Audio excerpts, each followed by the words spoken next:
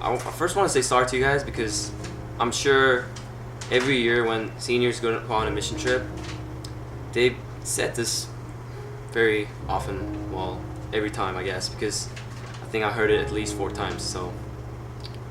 Well, I just want to say, I think we are all taking everything for granted that what we have right now. Even, I mean, last year they were saying about clothes and shelter and food and everything, but I want to talk about something different this year. I think we're taking granted for something that we don't even realize for, like a talent and just gift that we have.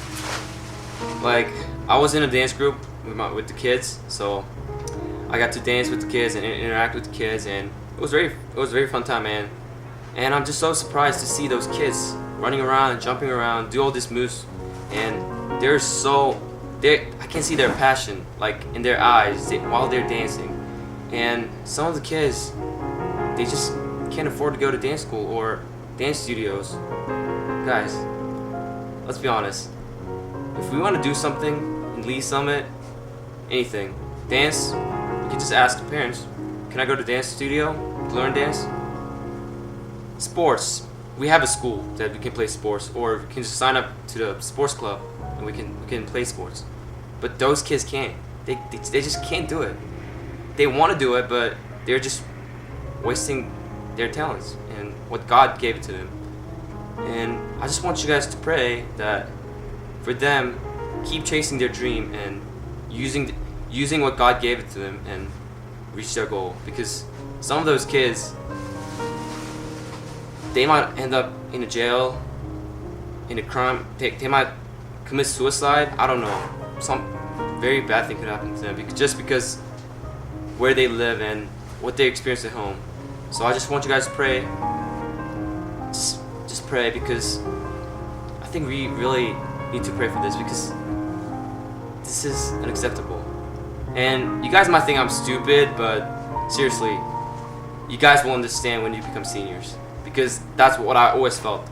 I always thought like they're just saying that because, you know, it's a mission trip, you're supposed to be holy and everything, but I learned something really.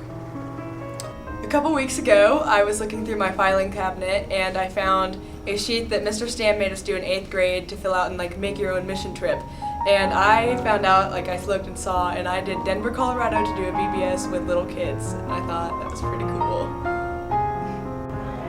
Okay, so this week in Denver we were running a VBS for inner city kids, and one of the kids that I completely fell in love with, stole my heart. His name was Kelvin. He's 2 years old and he has 4 brothers and sisters, and all of them came to the VBS. So he latched onto me from day one, and he really didn't leave my side for the rest of the week. And so during worship we'd be singing Jesus Loves Me, and I'd point at him and point at his little chest and I'd say, Jesus loves you, Calvin, Jesus loves you, and eventually he'd caught on and be like, Jesus me, he'd like point at me. And so I was taking him home for the last time, our last day of VBS, because we dropped them off. And I was taking him home and I was giving him a big hug and I was like, bye Calvin, I love you. Remember, Jesus loves you. And I turned to walk away and he said, bye, Jesus loves me. And I broke down immediately because it finally got through to him that Jesus loves him, and that was probably the first time that he's ever heard that.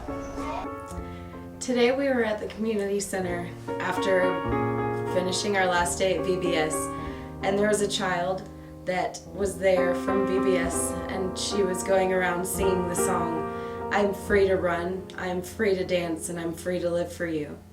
And I thought that was just the most beautiful thing, because the children in this community are all living in bondage to the pain of their past.